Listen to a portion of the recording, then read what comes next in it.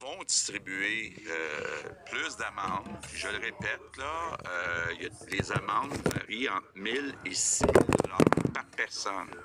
Donc, moi, je pense, là, c'est tout ce que méritent les gens qui ne respectent pas les consignes.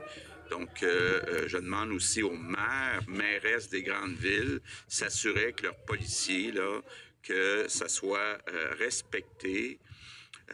C'est sérieux. Il y a des vies qui sont en danger. Et si on continue d'avoir des rassemblements et des entreprises qui fonctionnent alors que ce n'est pas essentiel, bien, il va y avoir des vies, on va avoir des morts. Donc, c'est très, très, très sérieux. Et ces morts-là, ça peut être, on ne sait pas, là, en bout de ligne, ça peut être votre grand-mère, ça peut être votre frère, là.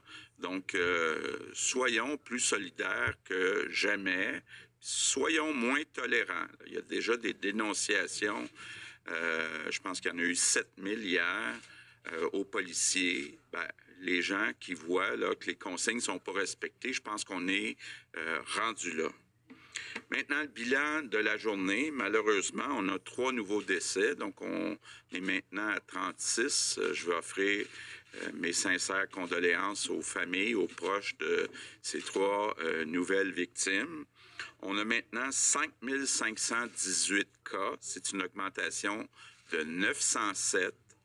On a 365 personnes qui sont hospitalisées, c'est une augmentation de 58. Et on a maintenant 96 personnes aux soins intensifs. C'est une augmentation de 14. Pardon. Donc, comme vous le voyez, le nombre de cas augmente, là, mais si on se compare, si on regarde les décès, parce qu'en bout de ligne, ça reste ça quand même qui est important, puis qui est l'objectif de limiter les décès. C'est certain qu'un décès, c'est un décès de trop, mais quand on regarde en pourcentage de la population, on a beaucoup moins de décès au Québec qu'aux États-Unis ou que dans tous les pays en Europe, là. Donc, il faut que ça reste comme ça, mais pour que ça reste comme ça, il faut que tout le monde suive les consignes. Ce que je veux vous dire aussi, c'est que notre réseau de la santé, il est prêt. Je vous disais hier, on a des lits, beaucoup de lits, contrairement à d'autres États dans le monde. Puis, ce qui est important aussi, puis ça, on a fait un exercice complet, les fameux respirateurs, là, ceux qui appellent en anglais les ventilators, bien, on en a assez dans ce qui est prévu pour être le sommet. Donc ça, il n'y a pas beaucoup de gens au monde qui peuvent dire ça, là, dans notre pointe, on a assez de respirateurs. Donc ça, c'est un gros avantage. Maintenant, pour ce qui est des équipements individuels, les masques, les gants, les blouses, on a reçu quelques commandes. C'est vrai que ça arrive un peu à la miette, mais on est toujours autour d'une semaine, donc 7 jours d'inventaire. Puis ça continue d'arriver dans les prochains jours. Ça se peut que des établissements qui disent « Moi, j'en ai pas pour 7 jours ». Ce qu'on essaie de faire à tous les jours, ça nous arrive de prendre des équipements qui sont dans un établissement qui en a plus que 7 jours, puis de l'envoyer dans l'autre établissement qui en a moins que 7 jours. Donc, soyons prudents, là. Je dis pas qu'il y en a pour 7 jours dans chaque établissement, mais au total, au Québec, on en a pour 7 jours. Bon, j'ai vu certains reportages. C'est vrai que ça joue dur dans certains pays. On les nommera pas, mais on joue, nous aussi, les règles du jeu. Ça veut dire que des fois, il faut arriver avec de l'argent comptant, il faut avoir des policiers, des gens qui suivent tout le transport. Mais inquiétez-vous pas, on fait tout ce qui est possible de faire pour que les commandes qu'on passe se rendent jusque dans nos hôpitaux ici au Québec. Mes remerciements de jour, tout le personnel de la santé, puis peut-être qu'on ne l'a pas dit souvent, mais je veux entre autres dire un mot sur le personnel qui travaille avec le docteur Arruda à la santé publique.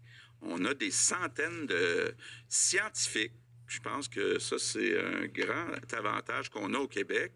On a des scientifiques qui, à chaque jour, nous font des recommandations.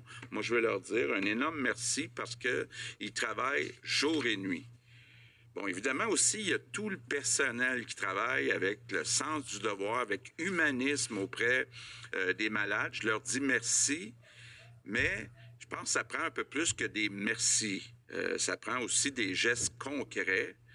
Et cet après-midi, le président du Conseil du Trésor, Christian Dubé, et Daniel, la ministre de la Santé, vont annoncer une bonification salariale. On parle au total d'un montant quand même important, 287 millions de dollars, qui va venir bonifier le salaire de ceux qui sont en contact directement avec les malades.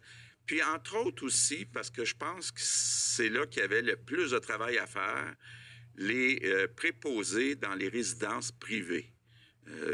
Ça s'est beaucoup dit, là. Effectivement, ils ont un salaire très bas. On va augmenter leur salaire de 4 de l'heure. C'est important que les travailleurs des résidences dans le privé soient payés. Moi, je pense que quand on regarde toute cette bonification-là, là, je pense que j'ai jamais vu un groupe qui mérite autant une augmentation de salaire que ce monde-là. Donc, ça sera annoncé cet après-midi de façon détaillée. Sinon, je finis avec mes 3 priorités.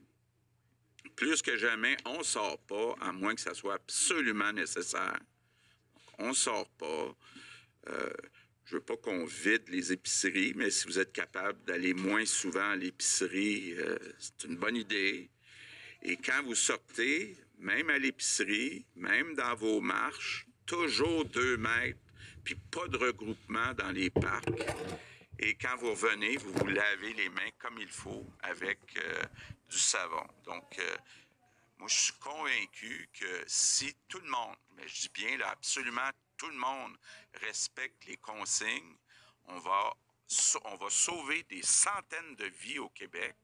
Puis, gardons les statistiques comme elles sont, là, c'est-à-dire, moi, je suis fier de voir qu'au Québec, on a beaucoup moins de décès par million d'habitants qu'aux États-Unis, qu'en Europe.